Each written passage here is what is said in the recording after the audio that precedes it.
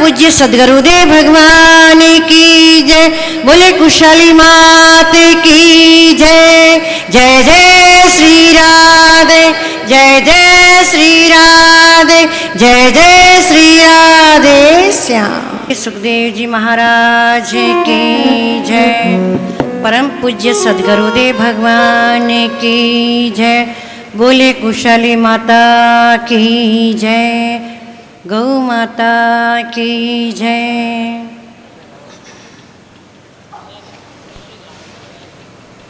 आज भक्तों के द्वारा गौ सेवा आई है तो 5100 रुपया इंदू जी बोड़ा की तरफ से गौ सेवा के लिए दिए हैं।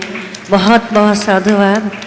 गौ माता की कृपा आप और आपके परिवार पर हमेशा बनी रहे।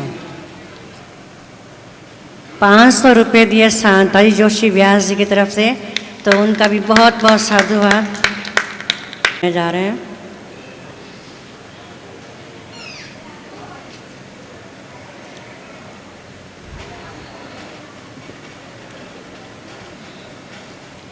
मैत्री जी ने मनु की तीनों कन्या के वंश का वर्णन करने के बाद मनु के दोनों पुत्रों प्रियव्रत और उत्तानपाद की कथा कहना प्रारंभ कर दिया।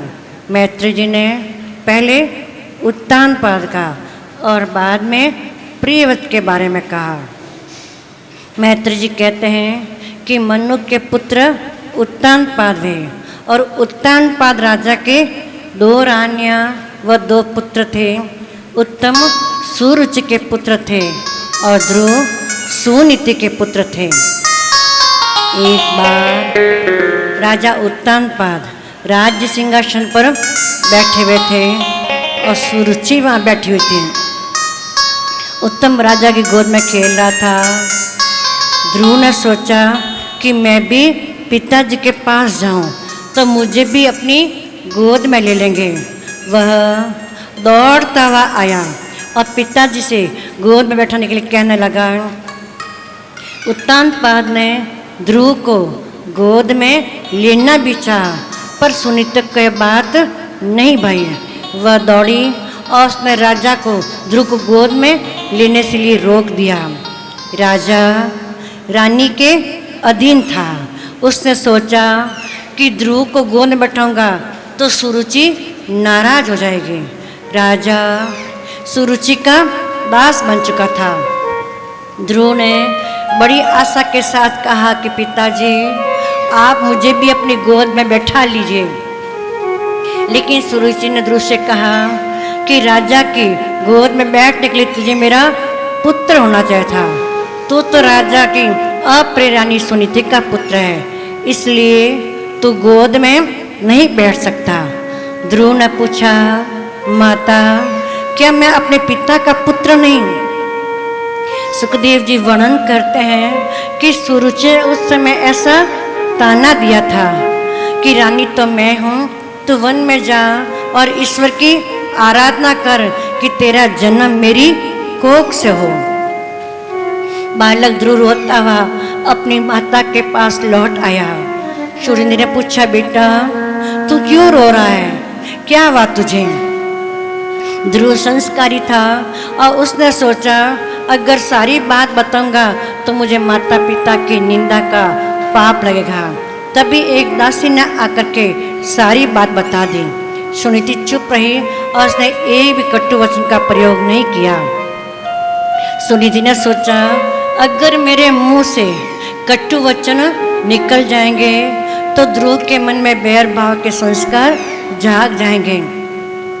मेरे बालक को राज्य संपत्ति मिले या न मिले किंतु संस्कार तो अच्छे मिलने चाहिए। सुनीति ने दुख के आवे को दबा करके कहा कि तेरी भी माता ने ठीक ही कहा है, जाओ ठाकुर से मांगो बेटे, और वे जब तुझ पर कृपा करेंगे तो तुझे अपने पास बुलाएंगे और अपनी गोद में बैठाएंगे।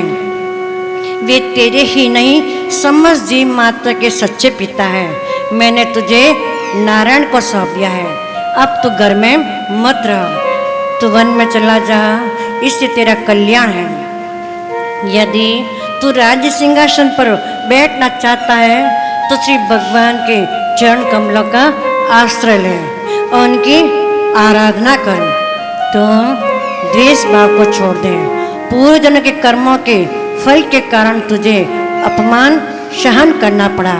तू मेरा सयाना पुत्र है। जा पहले उन माता पिता के चरण छू, उनसे आशीर्वाद ले, जिससे भगवान तुझ पर जल्दी प्रसन्न होंगे।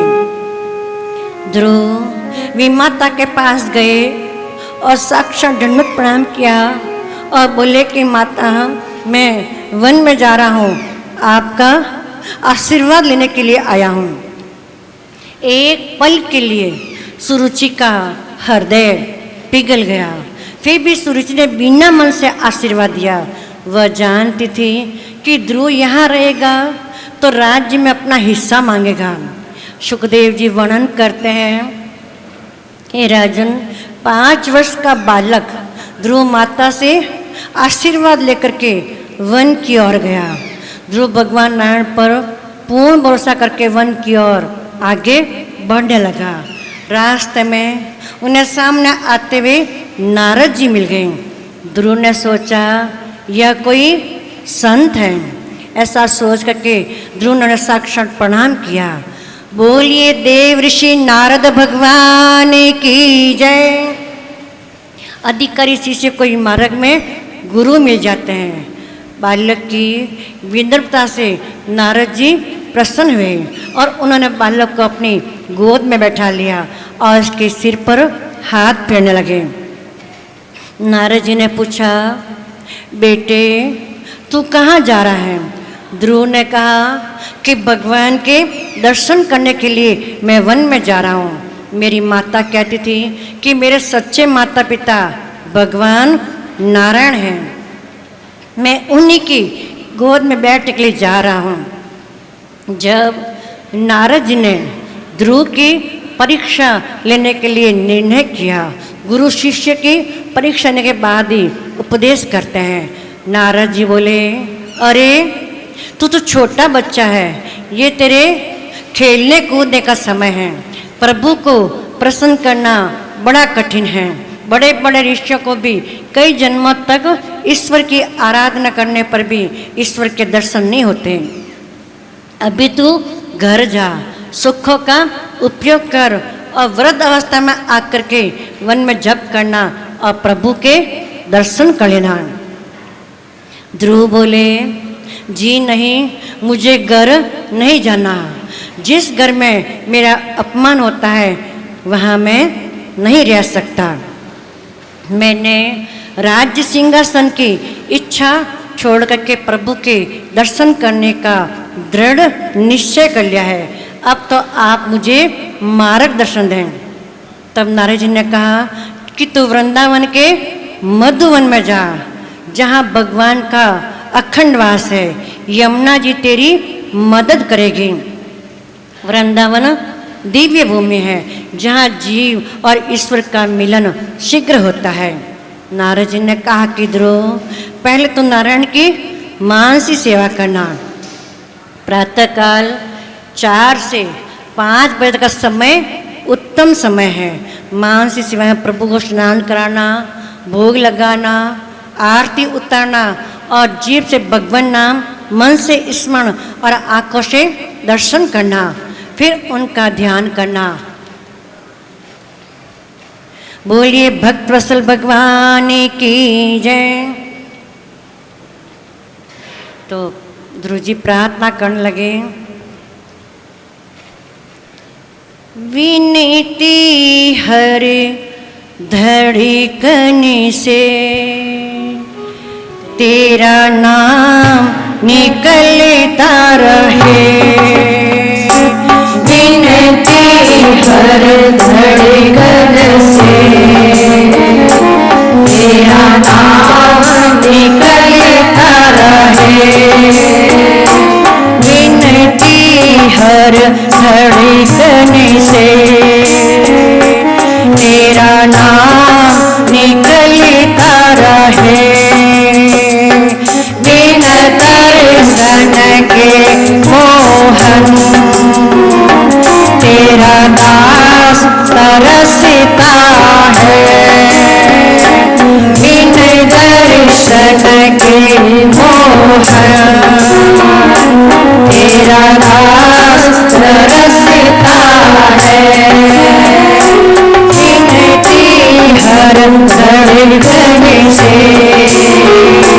तेरा नाम निकलता है।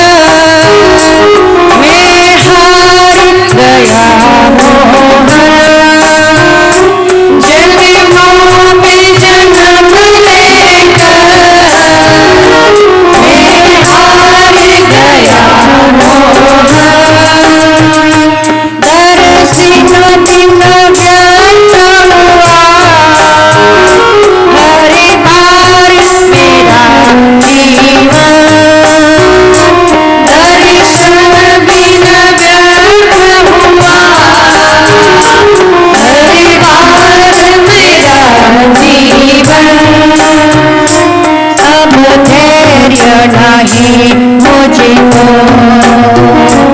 इतना तो हंसाया है, अब धैर्य नहीं मुझको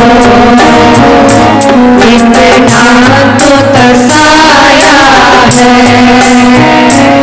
इनकी हर धड़कन से तेरा नाम निकलता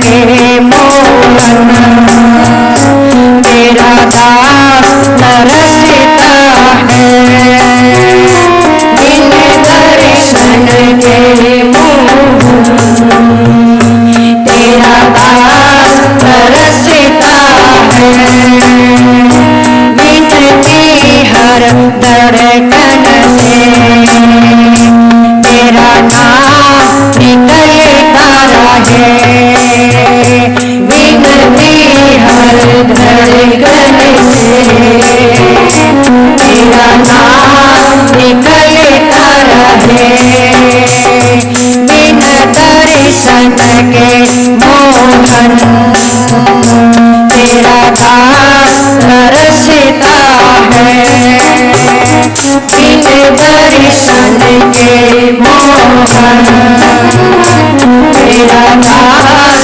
तरसता है, बिनती हर धड़कन से तेरा नाम निकलता रहे, बिनती हर धड़कन से तेरा नाम निकलता रहे।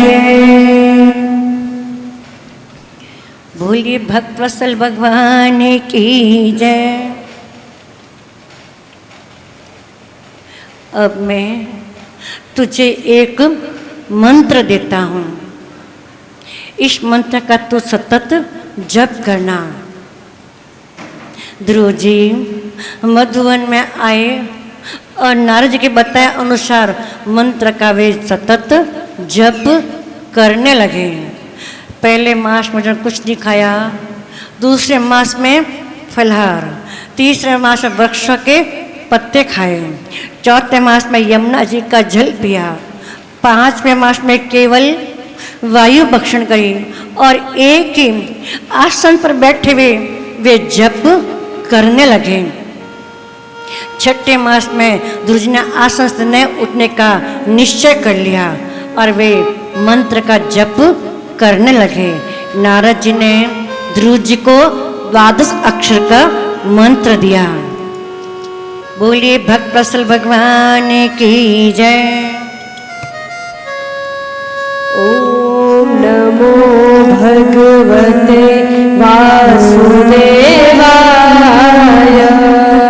ओम नमो भगवते वासुदेवाय।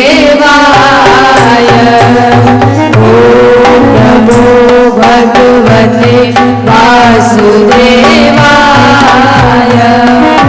ओम नमो भगवते वासुदेवाय।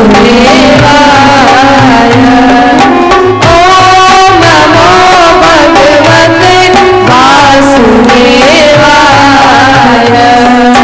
ओम नमो भगवते वासुदेवाय। मन से मंत्र जप करने लगे। ध्रुव जी की तपस्या से प्रभावित होकर के देवों ने नारायण को, ध्रुव कुमार को दर्शन देने के लिए निवेदन किया। तब नारायण बोले, मैं ध्रुव को दर्शन देने नहीं, उनका दर्शन करने के लिए जा रहा हूँ। बोलिए भक्त वत्सल भगवान की जय। स्वयं नारायण के मन में ध्रुव को दर्शन देने की इच्छा जागृत हुई। ध्रुव जी के समक्ष भगवान नारायण प्रकट हो गए, किंतु ध्रुव जी ने आंखें नहीं खोली। नारायण प्रभु ने सोचा कि आखिर मैं इस तरह कब तक खड़ा रहूंगा। तब नारायण जी ने ध्रुव के हृदय में जो तेजोमय स्वरूप था उसको अंतर्ध्यान कर दिया। तब ध्रुव जी व्यथित हो गए, सोचने लगे वह दिव्य स्वरूप कहाँ चला गया। ध्रुव जी ने आंखें खोली और अपने सामने चतुर्भुज नारायण को देखा। बोलिए चार भुजानाथ की जय। ध्रुव जी उनकी रूप और ज्योति को निहारने लगे, पीने लगे, लेकिन कुछ बोल नहीं पाए। तब नारायण ने अपने संग का स्पर्श उसकी गाल पर किया। उसी समय सरस्वती जागृत हो गई और ध्रुव जी नारायण की स्तुति करने लगे, बार बार वंदन करने लगे।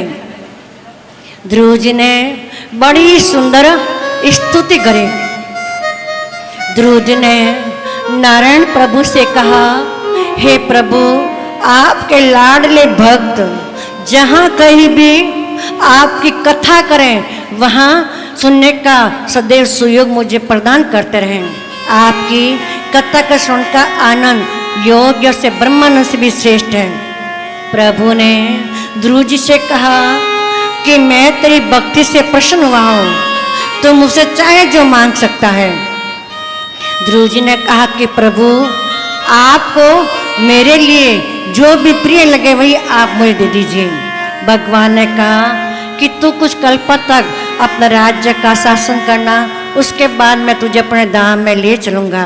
ध्रुव जी ने कहा कि प्रभु, आप क्यों राज्य पशा करके मेरा मन विचलित कर रहे हैं। मैं माया में फंस जाऊँगा, मैं असावधान हो जाऊँगा। प्रभु ने कहा कि चिंता मत कर, ऐसा कभी नहीं होगा। मैं तुम्हें राजा बने हुए देखना चाहता हूँ। मेरी माया तुझे प्रभावित नहीं कर सकेगी। मैं सदैव तेरी रक्षा करूँगा। अपने भक्त जी की रक्षा भगवान स्वयं करते हैं। सबरी उसका उदाहरण है। प्रभु की आज्ञा सिरोधार्य करके ध्रुव घर की ओर चले और फूल चुनने के लिए आए। एक राज सेवक ने ध्रुव को देखा तो उसने राजा को ध्रुव के आगमन का समाचार दिया। समाचार सुनते ही राजा उत्तानपाद दौड़ पड़े। वही राजा जिसने 6 माह पूर्व क्षण मात्र के लिए अपनी गोद में नहीं बैठने दिया, आज वे दौड़ते हुए जा रहे हैं। जो ईश्वर से संबंध जोड़ता है, जगत उसी के पीछे दौड़ने लगता है। राजा की आंखों में आनंद के आंसू आ गए। वे सोचते हैं कि मेरे 5 वर्ष के बालक ने भगवान के दर्शन कर लिए और मैं आधी जिंदगी गुजार चुका हूँ, फिर भी सुरुचि में फंसा हुआ हूँ, धिक्कार है मुझे। तभी उन्हें ध्रुव सामने मिल गए। ध्रुव ने पिताजी को प्रणाम किया। राजा ने ध्रुव को गले लगाया और कहा कि मैं नमन के काबिल नहीं हूँ। सुखदेव जी कहते हैं कि उस समय परमानंद की वर्षा होने लगी। जहाँ पर कृपा राम की होई, ता पर कृपा करही सब कोई। जहाँ पर कृपा राम की होई, ता पर कृपा करही सब कोई। राजभवन में प्रवेश किया और सर्वप्रथम सुरुचि माता को प्रणाम किया। सुरुचि का दिल भर आया और वह बड़ी खुश हुई। उसने बड़े प्यार से उसे गले लगाया। फिर बाद में ध्रुव अपनी माता सुनीति के पास गए और उन्हें प्रणाम किया। सुनीति इतनी प्रसन्न हुई कि उसके मुंह से एक शब्द भी नहीं निकला। राजभवन में उपस्थित लोगों ने कहा कि नगर की सारी प्रजा ध्रुव जी के दर्शन करना चाहती हैं, क्योंकि ध्रुव जी ने इस छोटी उम्र में ही नारायण के दर्शन कर लिए हैं। राजा ने ध्रुव जी को हाथी पर सवार होने के लिए कहा। ध्रुव जी ने कहा कि मैं अकेले हाथी पर नहीं बैठता, मेरे भाई उत्तम को भी मेरे पास बैठाओ। दोनों हाथी पर सवार हुए और सारे नगर में ध्रुव जी की सवारी निकली। उस समय सुरुचि को अपने किए गए पूर्व विवाह पर बड़ी ग्लानि हुई, बड़ा पश्चाताप हुआ और सुनीति के चरणों में अपना मस्तक रख के रोने लगी। रोने से उनके मन का मैल धुल गया और कुछ समय बाद ध्रुव जी का राज्याभिषेक हुआ और ब्रह्मी के साथ उनका विवाह भी संपन्न हुआ। एक दिन उत्तम शिकार खेलने के लिए गए और उत्तम का एक यक्ष के साथ युद्ध हुआ। उस युद्ध में उत्तम मारा गया। ध्रुव ने जब यह समाचार सुना तो यक्ष के साथ भीषण युद्ध किया। उस समय ध्रुव जी के दादा मनु महाराज वहाँ आ गए और उन्होंने ध्रुव को प्रेम, दया, करुणा, मैत्री का महत्व समझाया। मनु महाराज की बातें सुनकर ध्रुव जी ने यहाँ यक्ष के सहार को रोक दिया और वे गंगा के किनारे चले गए। वहीं बैठ करके वे प्रभु का भजन कीर्तन करने लगे। गंगा जी मृत्यु को सुधारते हैं। वह गंगा जी के प्राण की आवाज़ से ध्रुव जी के ध्यान में बाधा उत्पन्न होने लगी। ध्रुव जी गंगा का किनारा छोड़ने के लिए तैयार हो गए। तभी वहाँ गंगा जी प्रकट हुई। बोलिए गंगा मैया की जय।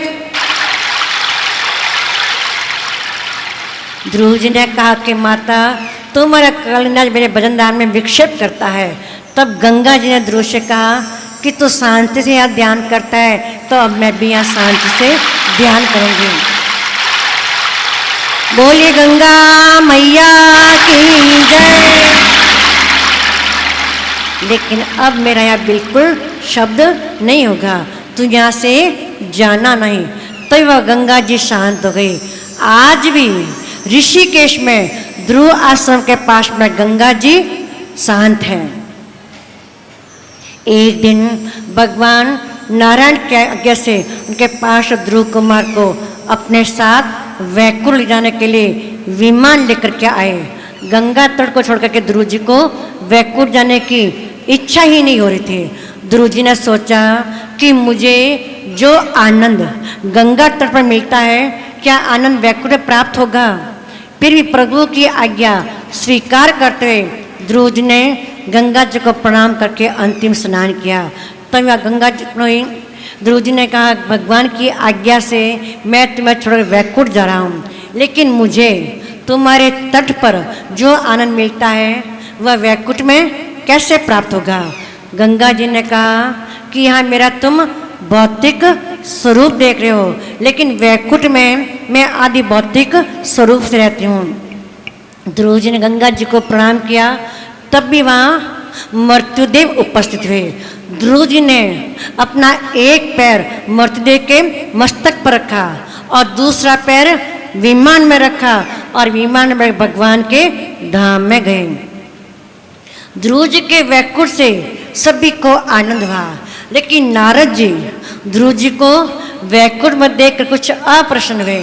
वे सोचते हैं कि मृत्युदेव के सिर पर पांव रख करके विमान में बैठ मेरा शिष्य वैकुंठ में पहुंच गया, मेरा शिष्य मुझसे भी आगे निकल गया और उससे लेने के लिए वैकुंठ से विमान आया और मुझे तो अब भी संसार में भटकना पड़ रहा है। ध्यान के बिना, प्रभु के दर्शन के बिना शांति नहीं मिलती। एकांत में बैठ करके ध्यान करने की आवश्यकता है। प्रभु के लाडले भक्त काल के मस्तक पर पैर रख करके वैकुंठ में जाते हैं। भगवान के भक्त मृत्यु से नहीं डरते। रामायण हमें जीने की कला सिखाती है, तो भागवत हमें मरने की कला सिखाती है। जो भगवान का आश्रय लेता है वह निर्भय हो जाता है, उससे मृत्यु का भय नहीं रहता, उससे काल का भी भय नहीं सता सकता। ध्रुव अर्थार्थी भक्त है। भगवान ने उसे दर्शन दिए, राज्य दिया और अंत में वैकुंठ का वास किया। बाल्य अवस्था में जब प्रभु की भक्ति करते हैं उन्हें ही प्रभु मिलते हैं। बोलिए भक्त वत्सल भगवान की। आचार्य सुखदेव जी महाराज कहते हैं कि हे राजन, ध्रुव जी के पुत्र उत्कल हुए और उत्कल महाराज के वंश में अंग हुए। अंग महाराज के पुत्र वैन कहलाए। अंग महाराज के जो पुत्र वैन है बड़े अभिमानी हैं, संतों का अपराध करते हैं, देवताओं के प्रति, वेदों के प्रति, गौ ब्राह्मणों के प्रति जिसके मन में विद्वेष उत्पन्न हो जाता है वह व्यक्ति शीघ्र नष्ट हो जाता है और उस व्यक्ति को नष्ट करने से कोई रोक नहीं सकता। वेद महाराज को संतों ने समझाया, नहीं माना तो संतों के श्राप से उसकी मृत्यु हो गई और मंत्रों की शक्ति से संतों ने वैन के शरीर में परमात्मा को प्रकट किया, जिसका नाम है पृथ्वी महाराज। पृथ्वी की पत्नी है अरुचि, जो साक्षात लक्ष्मी है। पृथ्वी महाराज ने देखा कि सारी दुनिया में अकाल पड़ रहा है, लोग भूखे मर रहे हैं, त्राही त्राही मच रही है। संसार में जब व्यक्ति पाप करता है तो उन पाप के पाप का परिणाम प्रकृति पर भी उसका असर होता है। तो प्रकृति एक साथ पूरे समाज को दंड देती है और उसमें सभी को दंड मिलता है, चाहे उसमें सज्जन भी हो। पृथ्वी के पिता वैन ने जो पाप कर्म किए उसका प्रकृति पर इतना असर हुआ कि जो लोग जमीन में 2 किला अन्न बोते तो आधा शेर भी प्राप्त नहीं होता, जितना बोते उतना नहीं मिलता। इसलिए पृथ्वी महाराज के मन में थोड़ा क्रोध आ गया और पृथ्वी को मारने के लिए दौड़े। पृथ्वी मारने के लिए दौड़े तो पृथ्वी ने गौ का रूप धारण किया। हमारे शास्त्र में कहते हैं कि गाय को कभी नहीं मारना चाहिए, गाय तो सबके लिए वंदनीय है, उनकी पूजा करनी चाहिए। गाय की पूजा करने से 33 करोड़ देवी देवता की पूजा का फल प्राप्त होता है। बोलिए गौ माता की जय। अभी और कुछ गौ सेवा आई है। 200 रुपये कीर्ति जी ने दिए हैं गौ सेवा के लिए, बहुत बहुत साधुवाद। गौ माता की कृपा आपके परिवार में हमेशा बनी रहे। 100 रुपये 1 और 2 आए हैं, 51 रुपये एक और आए गुप्त सेवा के। और 500 रुपये राधा जी जोशी जी ने दिए हैं 500 रुपये गौ सेवा के लिए। बहुत बहुत साधुवाद। आपके और आपके परिवार पर गौ माता की कृपा हमेशा बनी रहे, ऐसा ठाकुर जी के चरणों में प्रार्थना है। बोलिए गौ माता की जय। गाय की पूजा करने से, गाय की सेवा करने से 33 करोड़ देवी देवता का फल प्राप्त होता है। पर्थी ने पर्थु महाराज से कहा कि अपनी प्रजा से आप कर्म का उपदेश करें। कर्म उपदेश करने से प्रजा में खुशहाली बन सकती है। पर्थु ने ऐसा उपदेश अपनी प्रजा को किया और खुशहाली छा गई। अब प्रजा में अन्न धन की वृद्धि होने लगी। पर्थु ने सोचा कि लोग कर्म तो करते हैं, परंतु परमात्मा का चिंतन भी होना चाहिए। महाराज पर्थु ने यज्ञ करने की भावना जगी।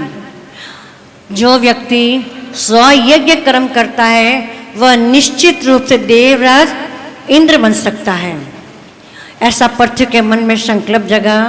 लेकिन 99 यज्ञ चल रहा था कि इंद्र उसका घोड़ा चुरा करके ले भागा। पर्थु ने सोचा कि इंद्र को डर है कि कहीं मैं इंद्र न बन जाऊं, मुझे 100 यज्ञ नहीं करने, और वे 99 यज्ञ करके छोड़ देते हैं। पर्थु ने 99 यज्ञ किए और उस यज्ञ से भगवान नारायण प्रकट हो गए। बोलिए यज्ञ पुरुष भगवान की जय। भगवान नारायण प्रसन्न होकर के बोले कि मैं तुझसे बड़ा प्रसन्न हूँ, तुम कुछ वरदान मांगो। पर्थु ने कहा क्या वरदान मांगो भगवान, मेरे मन में कोई कामना नहीं है। भगवान बोले मैं कहता हूँ कुछ मांगो। तब पर्थु ने कहा कि मांगता तो वह है जिसके पास कुछ होता नहीं। मैं क्या मांगू भगवान, फिर भी यदि आप देना चाहते हैं। देखो पर्थु महाराज क्या मांग रहे हैं। और हम लोगों को अगर कोई पूछे भगवान आकर के कि तुम्हें क्या चाहिए, तो कोई कहेगा मकान चाहिए, कोई कहेगा कार चाहिए, कोई कहेगा, लेकिन भगवान के भक्त क्या मांगते हैं। देखो महाराज पर्थु क्या कहते हैं कि मुझे स्वर्ग नहीं चाहिए, मुझे वैभव भी नहीं चाहिए, मुझे ऐश्वर्य भी नहीं चाहिए, यहाँ तक कि मुझे मोक्ष भी नहीं चाहिए। तो फिर तुझे क्या चाहिए? तो कहा कि महापुरुषों के मुंह से निकलने वाली जो आपकी अमृत रूपी कथा है, इस कथा को सुनने के लिए हे भगवान मेरे 10 कानों में 10,000 कानों की शक्ति आ जाए, ऐसा वरदान देने की आप कृपा करें। भगवान बोले पर्थु जी आप ये क्या मांग रहे हैं? संसार के लोग इन 2 कानों का सदुपयोग करना नहीं जानते और आप 10,000 कानों की शक्ति मांग रहे हैं। पर्थु ने कहा कि 2 कानों से कथा सुनते सुनते मुझे तृप्ति नहीं मिली है।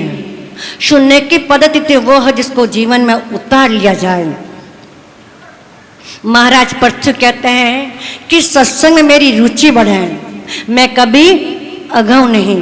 अब प्रभु ने उन्हें दिव्य शक्ति का वरदान दे दिया और इंद्र ने अपनी पुत्री का विवाह पर्थु से कर दिया और उससे एक सुंदर विद्या सिखलाई, जिस विद्या का नाम है अंतर्ध्यान। और उस विद्या से महाराज पर्थु को अपार आनंद हुआ, इसलिए उनका नाम भी अंतर्ध्यान पड़ गया। और उसके वहाँ बही राजा हुए। एक बार नारद जी बही राजा के पास गए। उस समय बही राजा यज्ञ कर रहे थे। नारद ने कहा कि आप यज्ञ तो बहुत कर चुके, अब एकांत में बैठ करके ध्यान करने की आवश्यकता है। यज्ञ से तुम स्वर्ग को तो प्राप्त कर लोगे, लेकिन पुण्यक्षय होने पर स्वर्ग से निकाल दिए जाओगे।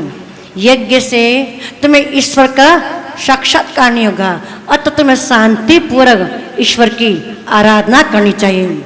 जब तुम्हें अपने स्वरूप का ज्ञान नहीं है तो ईश्वर को कैसे पहचानोगे? इतना कहने के बाद नारद ने बही राजा को एक कथा सुनाई।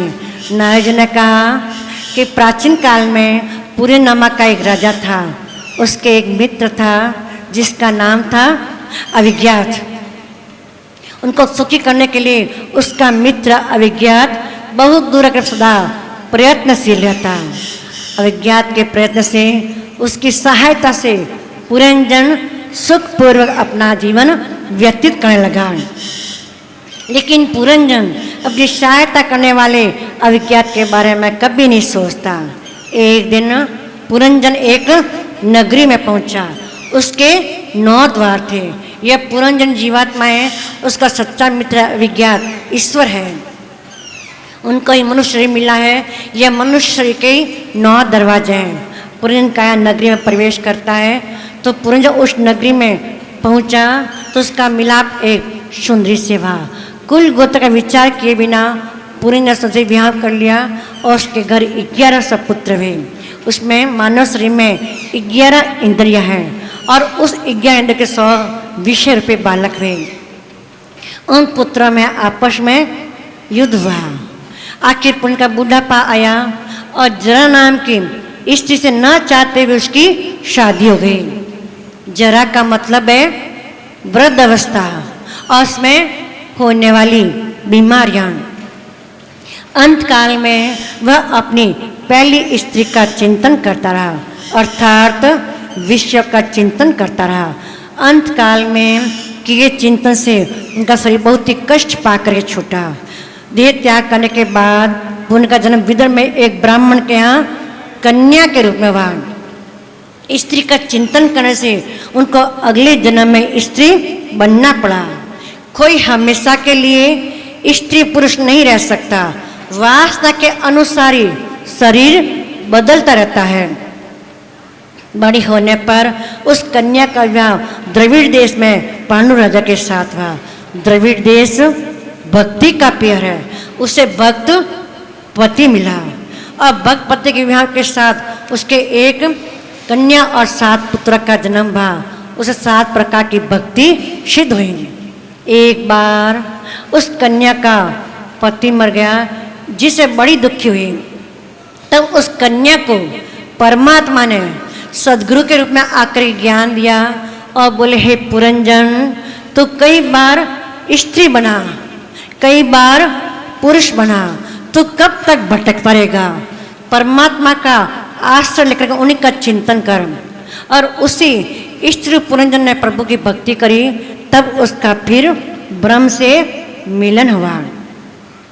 नारद ने वही राजा को पुरंजन का आख्यान सुनाया। नारद के मुंह से कई की कथा को सुन करके वही राजा को बड़ा आनंद हुआ और उन्होंने यज्ञ करना छोड़ दिया।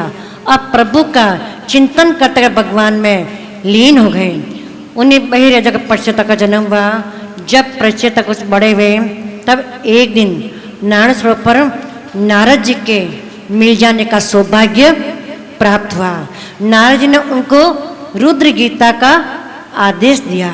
नारद जी ने उनको प्रचेता ने उस गीता के अनुसार आचरण किया।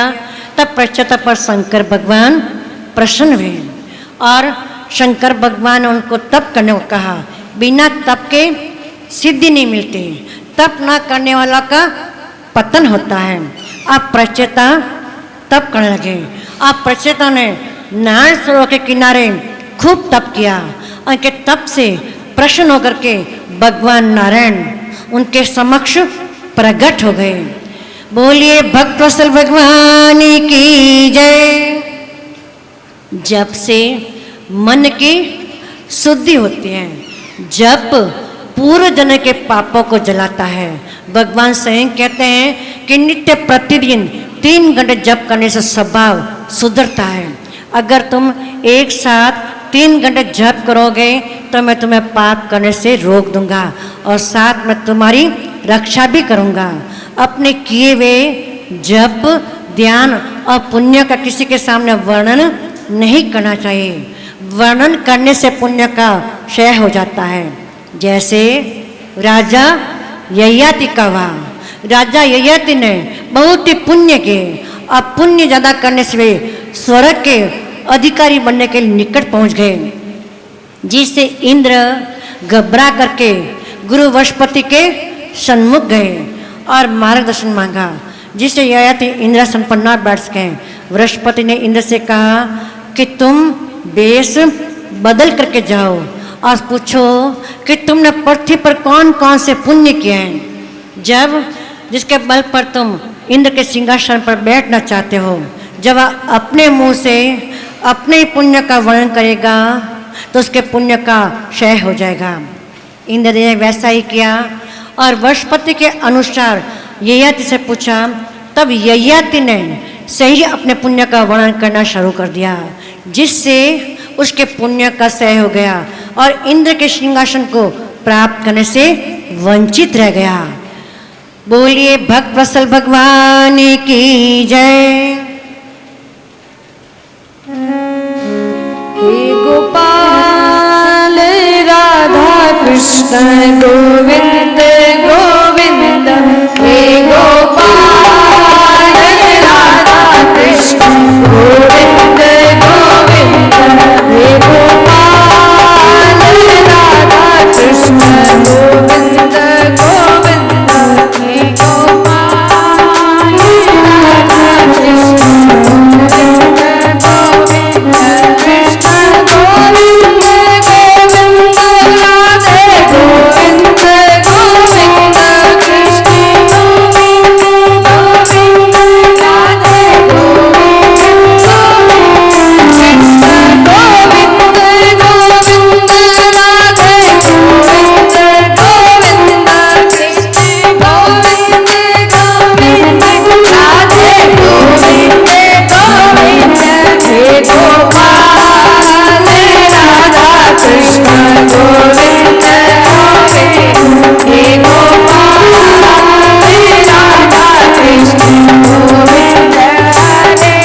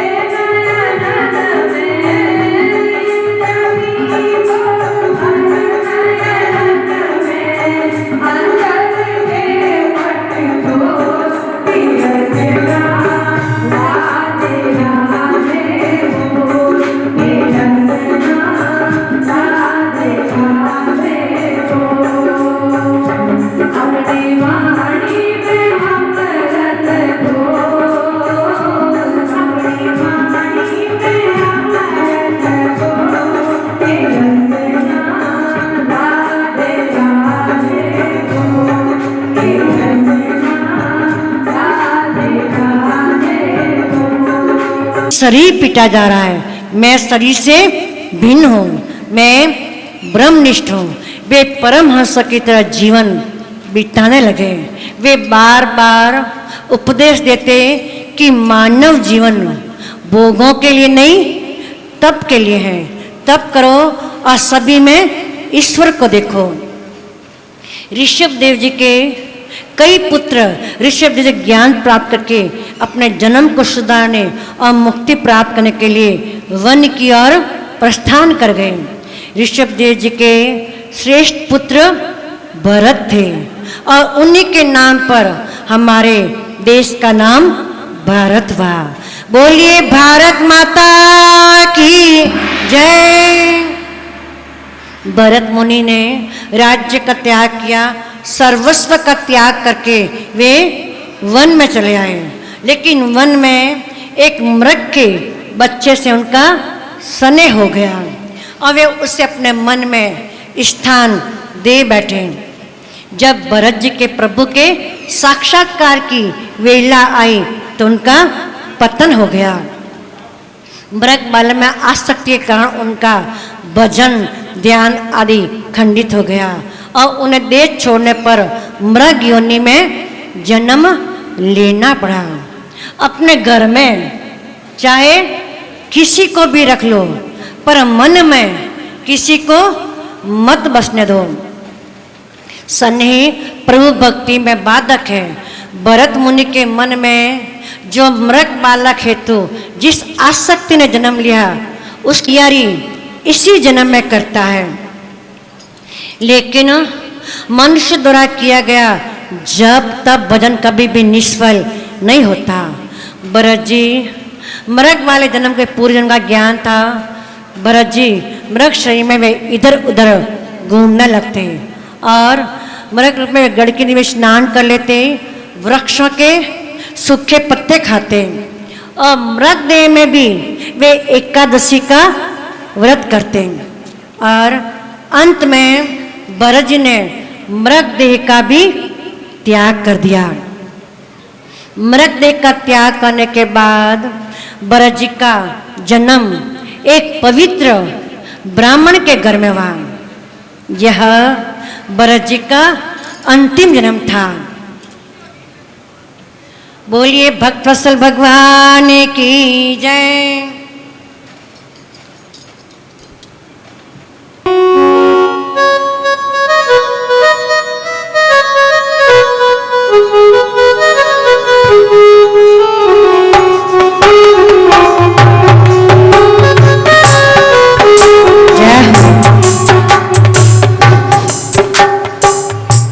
जय श्री कृष्ण। बोले गौ माता की जय।